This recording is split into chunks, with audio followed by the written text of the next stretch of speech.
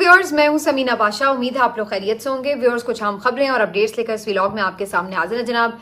खबरें अदालत से बड़ी अहम है जी। एक तो आपको बताएंगे कि आज chief justice of Pakistan justice Yahya Afridi साहब ने बहुत ही एक अहम इजलास की सदारत की है और क्या उससे आउटकम निकलेगा वो आने वाले दिनों में आपको पता चलेगा।